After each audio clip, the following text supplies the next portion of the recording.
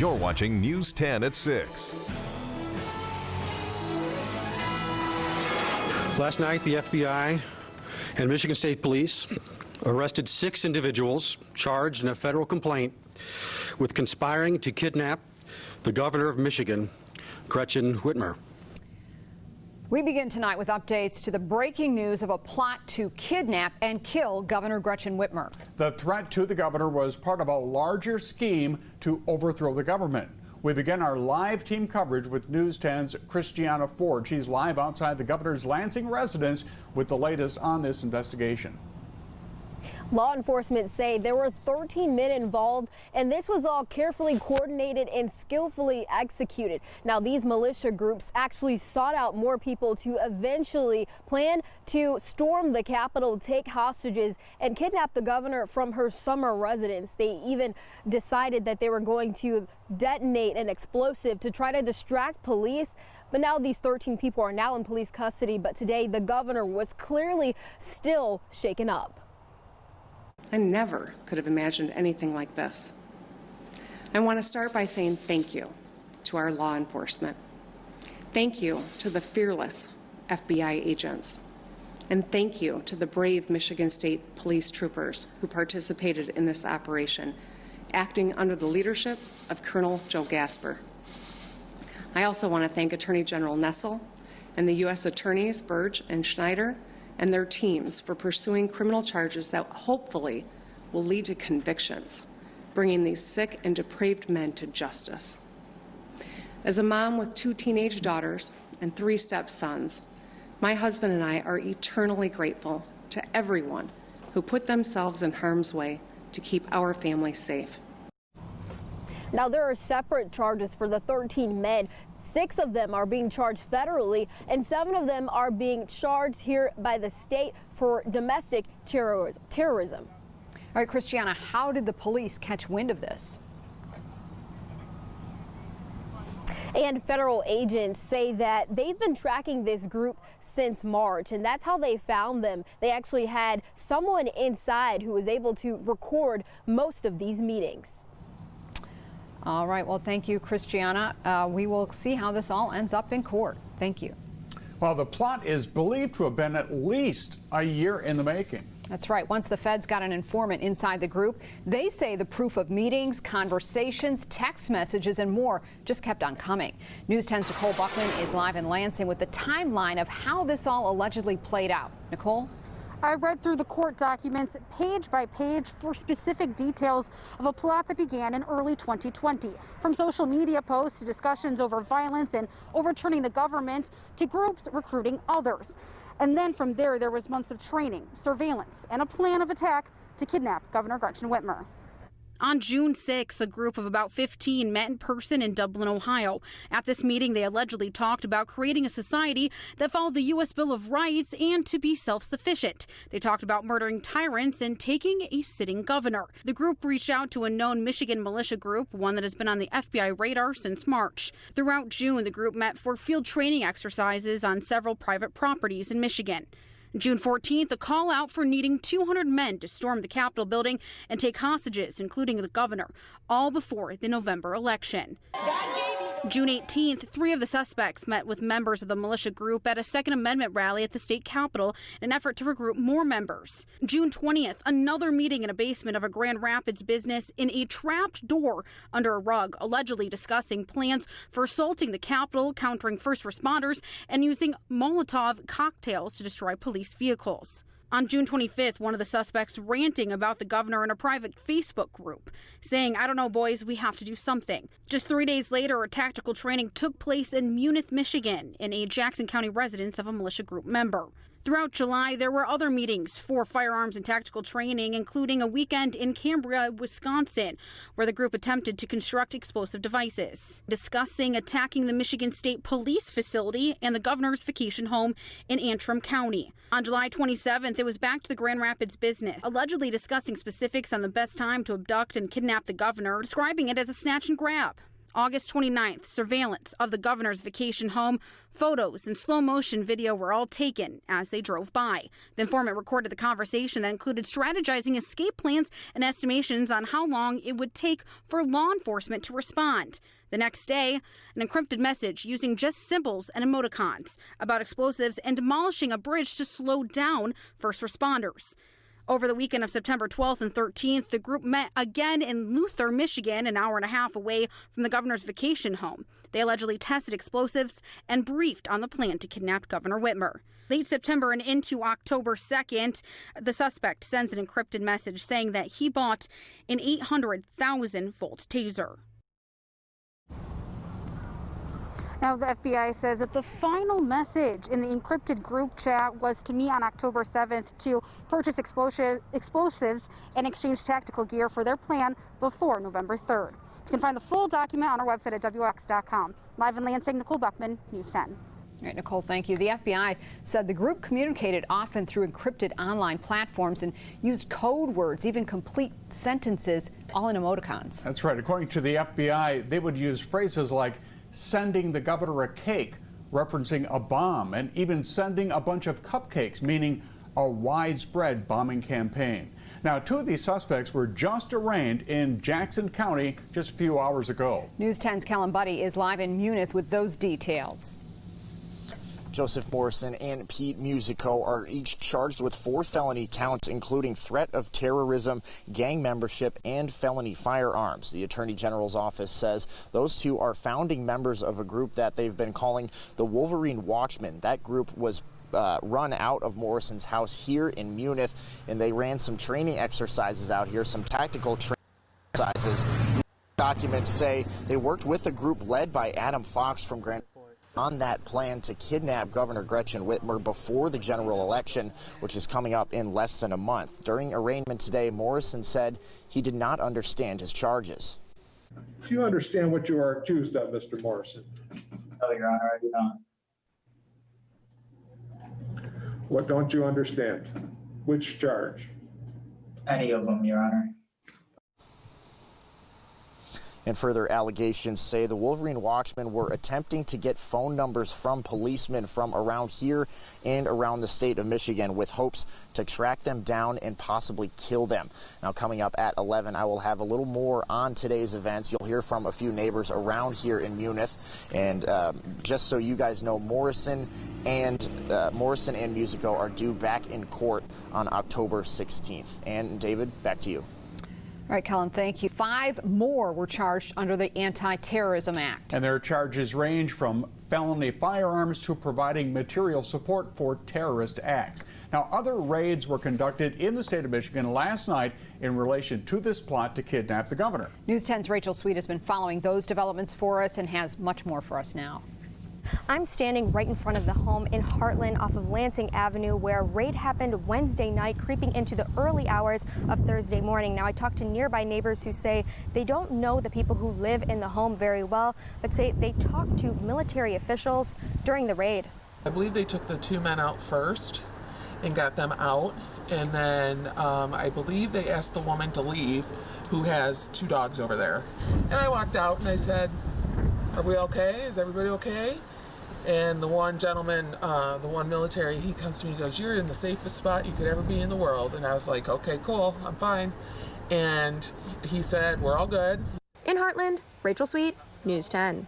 All right, Rachel, thank you. The FBI is still working to track down other suspected members of that group. And we will let you know if there are any more raids conducted across the state in relation to this case later on tonight.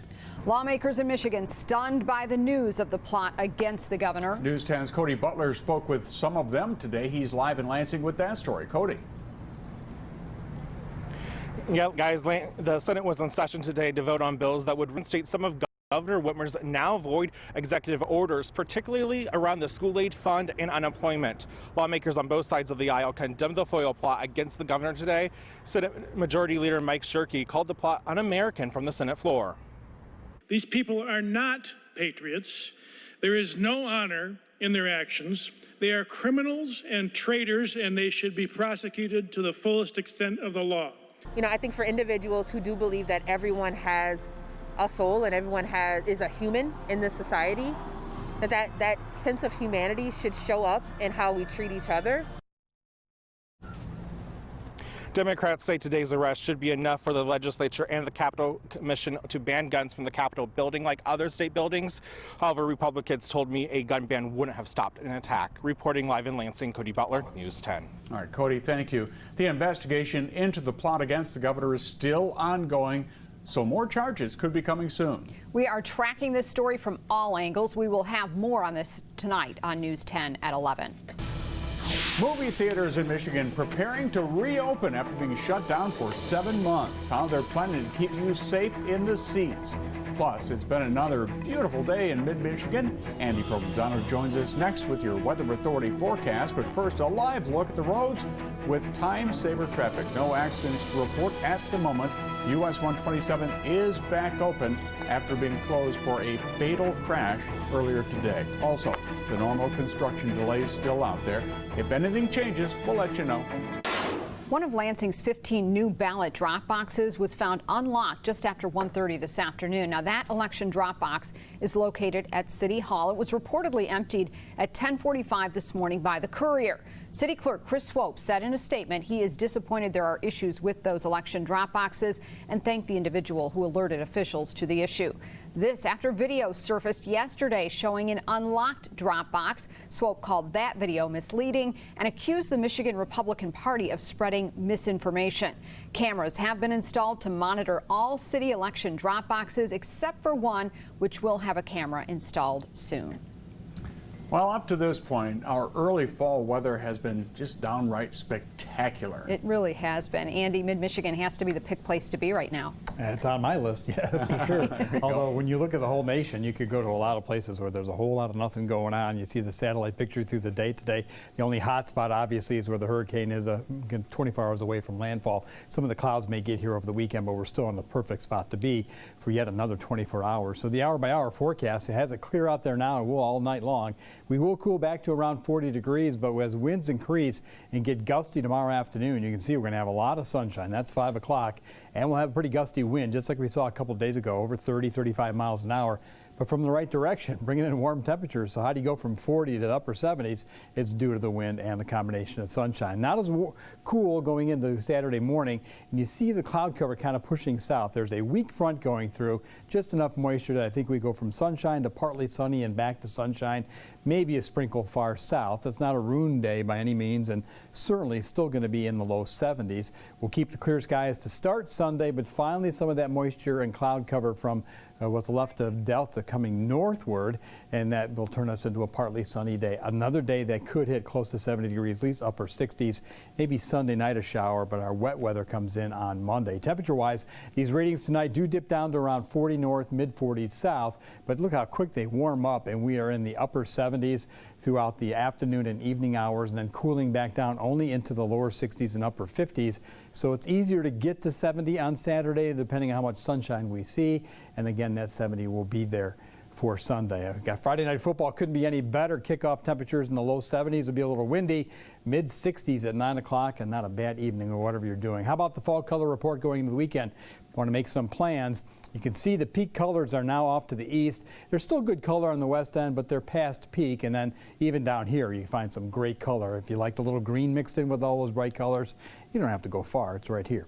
Temperatures tonight down to 40 under those clear skies. For tomorrow, 65 by noon. That's after being at 40. And we can thank an increasing south wind that gets stronger and stronger, and mid to upper 70s for your highs tomorrow. Should be nearly a cloud-free day. So the 3-day forecast, including the weekend, other than some cloud cover coming and going on Saturday and then a partly sunny Sunday, I think we stay basically dry till Sunday night.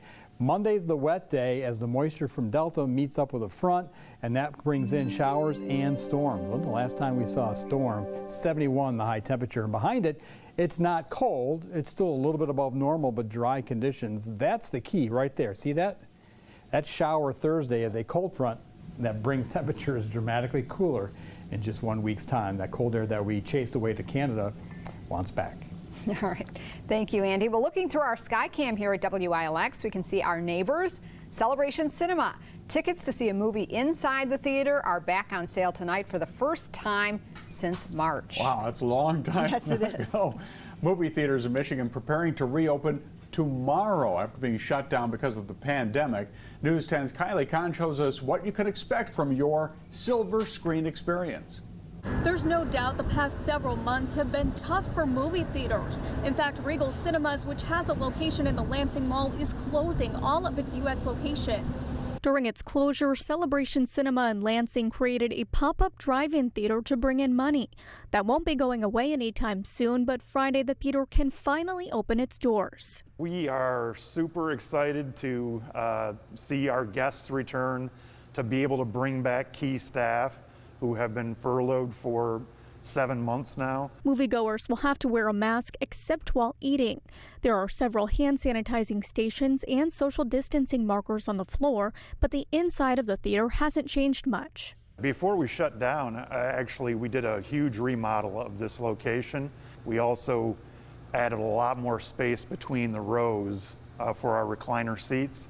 So those are already more than 6 feet apart. When guests buy their tickets online, the 2 seats on either side will be blocked off, which means a lot fewer tickets available. We recommend heavily that people buy their tickets online before they come because the chances of us selling out are greater now. NCG and the Eastwood Town Center is wasting no time reopening. Showtimes start at 12:05 a.m. Friday morning. Eager to get back to the business of helping people escape, if only for a few hours. Reporting in Lansing, Kylie Kahn, News 10. Now, performance centers, bowling alleys, trampoline parks, indoor climbing facilities are also allowed to open tomorrow as well. And under the new MDHHS executive order, venues with fixed seating must limit attendance to 20% of normal capacity. Michigan State has plenty of work left to prepare for its opening football game. Tim has the latest next in sports. Good evening. 16 days to Michigan State's season opening football game in Spartan Stadium against Rutgers. Still no time and TV network announced for any of the 63 Big Ten games scheduled to begin 2 weeks from now. First-year coach Mel Tucker insists he has not figured a depth chart out yet. He watched his team scrimmage for the first time last Saturday. Plans another such session this Saturday. He says if nothing else, he's pleased with his players buying into the new system they're currently learning. We're working hard at it every day to cement our culture, continue to drive home our process. But I do see a significant buy-in from our players in terms of what we're asking them to do. Thursday night, Stouts Rising Stars night. Okay, we honor a youngster just getting involved in organized sports. You can nominate someone yourself at WILX.com. Here's tonight's superstar, Ava Boldman from Lansing. She's 12 years old. She loves to read. She's good in school, good in athletics, plays volleyball, basketball, softball. Ava Boldman, way to go, high five. She is tonight's Stouts Rising Star. The Red Wings today signed former Spartan Taro Hirose to a 1-year renewed contract. And Michigan State has tri-captains in basketball announced today. Foster Lawyer, Aaron Henry, and Josh Langford for the 3rd year in a row. It's sports. There you go, guys. Good for them. All right, Tim, thank you. You're welcome. Andy Provenzano in the Weather Center now with a final check of our forecast. Yeah, sunset tonight, 7:07, so we're not going to see it too much longer here. Temperatures in the mid-60s are going to cool tonight down to 40 degrees. There's a lot of nice temperatures all across mid-Michigan. Hope you can enjoy that. It gets even warmer tomorrow when I show you this map. When we come back, we're going to take a look at the long range, which is changing. We saw in the 7-day that we're going to keep it warm through the weekend, even next week in the 60s. But after that, the heat moves west, and we start seeing cooler weather, especially once you get past about the 15th of the month. The cooler weather's back in the middle part of the nation, including us. So fall's coming back. All right, Andy, thank you. That's our 6 o'clock report for Thursday night. Thank you for joining us. You can always get the latest updates on the WILX app. We invite you to join us back here for News 10 at 11. Good night.